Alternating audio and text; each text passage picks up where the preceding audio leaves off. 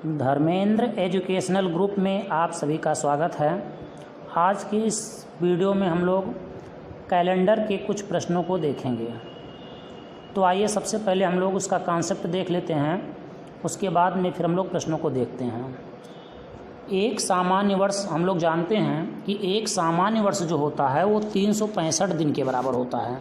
एक सामान्य वर्ष किसके बराबर होता है? 365 दिन के बराबर होता है। इसे हम लोग 52 सप्ताह या एक विषम दिन भी कह सकते हैं।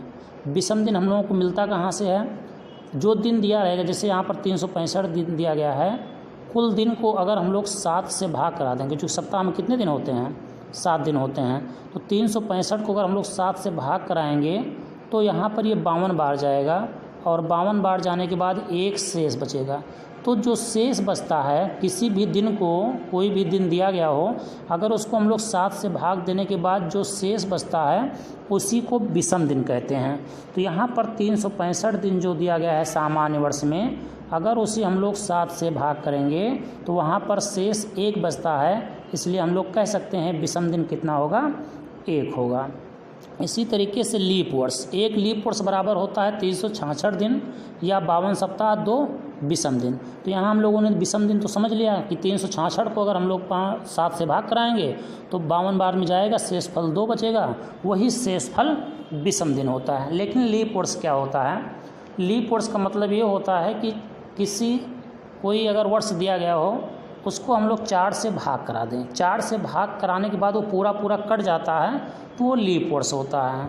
जैसे 2000, अगर 2000 हम लोग देखें तो 2000 को अगर हम लोग 4 से भाग कराएंगे तो ये पूरा कट जाएगा। कितना आ जाएगा? हम लोग को 500 मिलेगा, पूरा कट रहा है, तो इसे हम लोग लीप वर्ष कहते हैं। जैसे 2016 दिया गया है, 2016 का मतलब हुआ कि यहाँ पर भी हम लोग से अगर भाग कराएंगे यहाँ पर 2016 को 4 से, तो ये भी पूरा कट जाएगा। तो इस तरीके से जो होता है, जिसको 4 से भाग देने के बाद पूरा कट जाता है, वो क्या होता है? लीप वर्ष होता है। तो यहाँ पर लीप वर्ष 366 दिन के बराबर होता है। तो इस 366 को अगर हम लोग 7 से भाग कराएंगे तो 52 बार में जाएगा, और विषम दिन कितना बचेगा? 2, अर्थात शेषफल कितना बचेगा? 2 बचेगा। तो यही शेषफल जो बचता है वो हमारा क्या होता है? विषम दिन होता है। आगे हम लोग देखते हैं, दिया गया है 100 वर्ष में 24 बार लीप वर्ष आते हैं। 100 वर्ष में, अगर 100 वर्ष की बात की जाए तो 100 वर्ष में 24 बार लीप वर्ष आते हैं। लेकिन अगर वह वर्ष शताब्दी वर्ष है तो लीप वर्षों की संख्या कितनी हो जाती है? 25 हो जाती है। वही शताब्दी वर्ष भी हमारा क्या बन जाता है? लीप वर्ष बन जाता है। तो यहाँ पर हम लोग देखेंगे अगर, तो शताब्दी वर्ष क्या होता है? अभी हम लोग देखें कि लीप वर्ष जो होता है 4 से भाग देने के बाद में अगर पूरा कट जाता है तो वो लीप वर्ष होता है। शताब्दी वर्ष होता है कि अगर उसको हम लोग 400 से भाग कर दें और पूरा कट जाए तो वो शताब्दी वर्ष होता है। जैसे 2000 को अगर हम लोग 400 से भाग दे दें तो देखिए, हम लोग देखेंगे यहाँ 5 बार में पूरा कट जा रहा है, इसलिए ये क्या हो जाएगा? 2000 शताब्दी वर्ष हो जाएगा। तो ऐसे शताब्दी वर्ष वो होते हैं जिनको 400 से भाग करने पर पूरे कट जाते हैं। तो लीप वर्ष में हम लोग 4 से भाग करते हैं और शताब्दी वर्ष में हम लोग 400 से भाग करते हैं। अगर पूरा कट जाता है तो वो लीप वर्ष 4 से भाग करने पर, 400 से भाग करने पर शताब्दी वर्ष होता है। 400 वर्ष में यहाँ पर लिखा हुआ 400 वर्ष में 97 बार लीप वर्ष आते हैं। 400 वर्ष में कितने लीप वर्ष होते हैं? 400 वर्ष में 97 बार लीप वर्ष आते हैं। कैसे? देखिए, फॉर एग्जांपल अगर हम लोग देख लें, यहाँ पर देखिए 1801 से 1900 के बीच में 24 लीप वर्ष आएंगे, ये तो निश्चित है। 1901 के और 2000 के बीच में 25 लीप वर्ष आएंगे। क्यों? क्योंकि 2000 भी हमारा शताब्दी वर्ष है। 2000 क्या है? अभी हम लोग देखें 2000 क्या है? शताब्दी वर्ष है। अगर ये शताब्दी वर्ष है तो इसकी गणना हम लोग लीप वर्ष में भी करेंगे, तो ये भी हमारा 25 हो गया। यहाँ 2001 से 2100 तक अगर देखेंगे तो ये भी 24 आएंगे, और 2101 से 2200 के बीच में देखेंगे हम लोग तो 24 आएगा। इसलिए हम लोग जोड़ेंगे, अगर 24 + 25 + 24 + 24 तो ये मिलेगा 97, और इधर जोड़ेंगे तो ये 100 साल ये, 100 साल ये, 100 साल ये और 100 साल ये, मिलकर के 400 साल हो गया। तो टोटल हम लोग देख रहे हैं कि 400 साल में कितने लीप वर्ष हो रहे हैं? 97 लीप वर्ष हो रहे हैं। तो 100 वर्ष में अगर लीप वर्ष पूछा जाएगा तो 24 हुआ 25 हो सकते हैं, लेकिन अगर 400 साल में पूछा जाएगा तो यहाँ पर लीप वर्ष कितने हो जाएंगे? 97 हो जाएंगे। तो ये कुछ कॉन्सेप्ट दिए गए हैं, आगे कुछ कॉन्सेप्ट और है उसको भी हम लोग देखेंगे।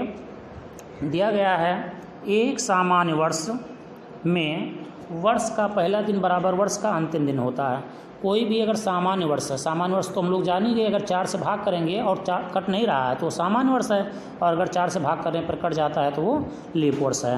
तो यहाँ पर क्या है, एक सामान्य वर्ष अगर कोई है तो उसमें वर्ष का जो पहला दिन होता है वही वर्ष का अंतिम दिन भी होता है।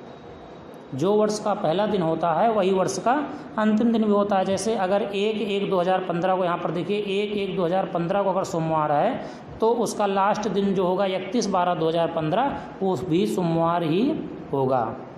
बहुत ही इम्पोर्टेंट कॉन्सेप्ट है कि सामान्य वर्ष में वर्ष का पहला दिन बराबर होता है वर्ष के अंतिम दिन के। लेकिन लीप वर्ष में क्या होता है, एक दिन ज़्यादा होता है। जैसे अगर 1/1/2016 क्या है, लीप वर्ष है, तो 1/1/2016 को अगर रविवार है तो 31/12/2016 को क्या होगा, सोमवार होगा, एक दिन बढ़ जाएगा। लास्ट दिन क्या होगा, अगर रविवार है तो अगला लास्ट दिन क्या होगा, सोमवार होगा, अगर सोमवार है तो मंगलवार होगा।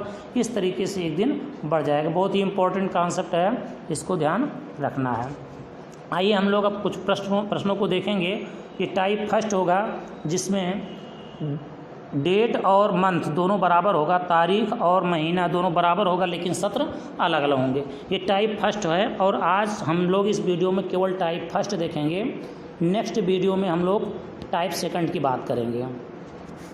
तो यहाँ पर हम लोग टाइप फर्स्ट में अगर देखेंगे तो देखिए यहाँ पर दिया गया है 11/4/1717 को अगर शुक्रवार है तो 11/4/1721 को कौन सा दिन होगा। हम लोग देख रहे हैं 11/4 यहाँ पर भी लिखा हुआ है और 11/4 यहाँ पर भी लिखा हुआ है, मतलब दिन और महीना दोनों आपस में बराबर हैं, केवल सत्र का अंतर है। यहाँ 1717 है और यहाँ 1721 है। तो इसके लिए हम लोग क्या करेंगे, 1721 में से 1700 को हम लोग घटा देंगे। 1721 में से हम लोग क्या करेंगे, 1717 को घटा देंगे। अगर 1721 में से हम लोग 1717 को घटाएंगे तो हम लोगों को मिलेगा 4। क्या मिलेगा, 4 मिलेगा। अब अगर 4 से भाग करेंगे इस 4 को तो 1 मिलेगा, अर्थात एक लीप वर्ष भी होगा। तो कुल मिलाकर के कितने हो जाएंगे, 5 हो जाएंगे।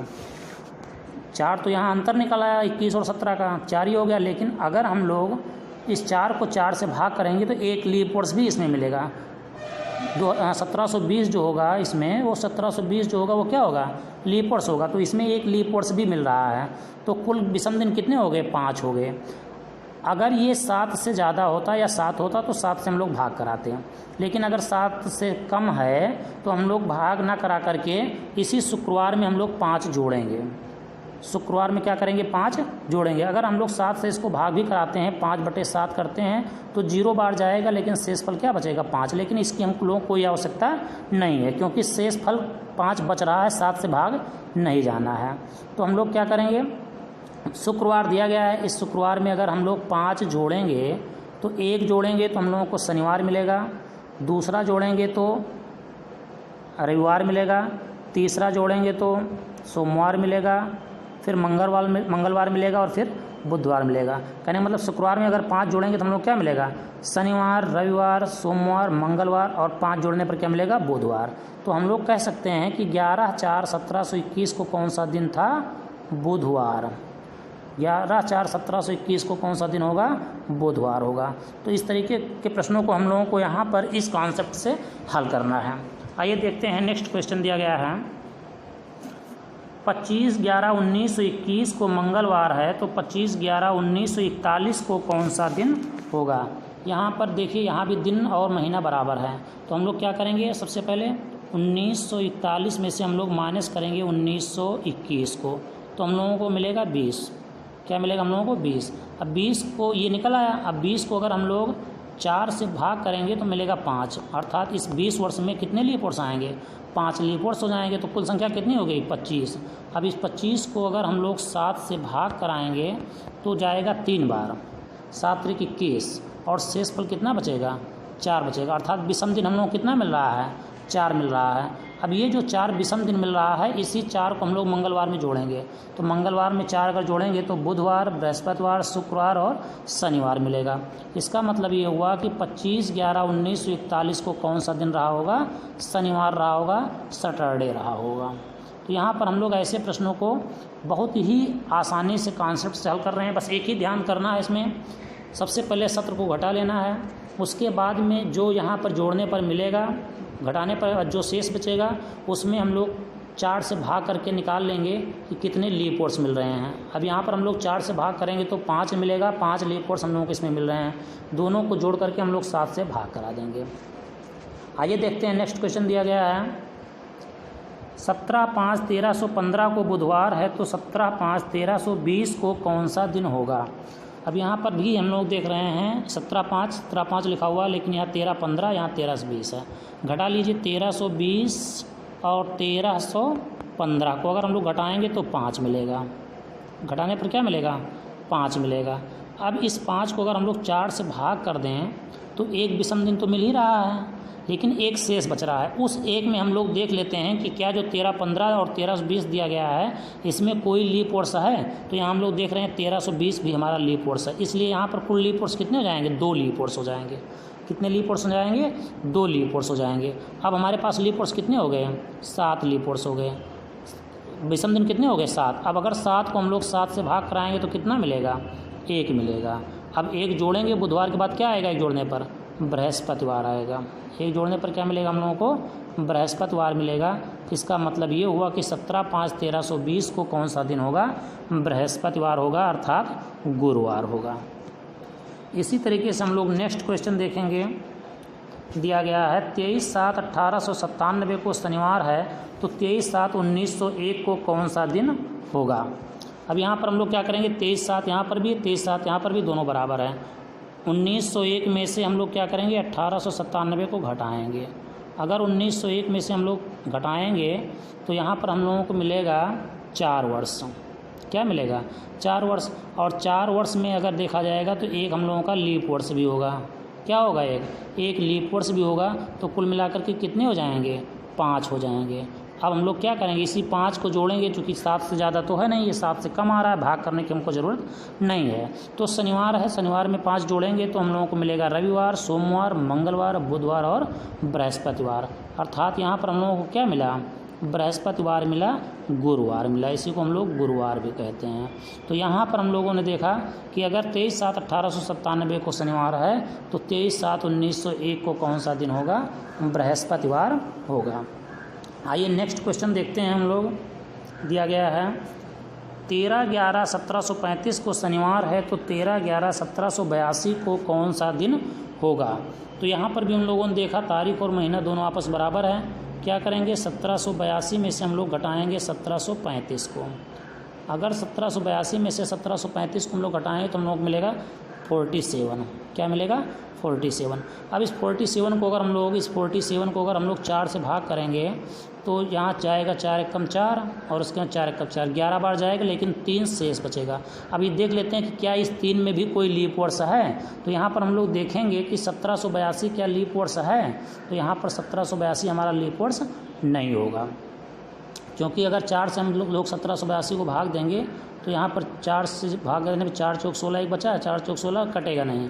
लेकिन इसके पहले अगर 1780 देखेंगे तो वो हम लोगों का लीप वर्ष होगा, क्योंकि इसमें क्या आएगा? 1780, 81, 82 तीनों आएगा।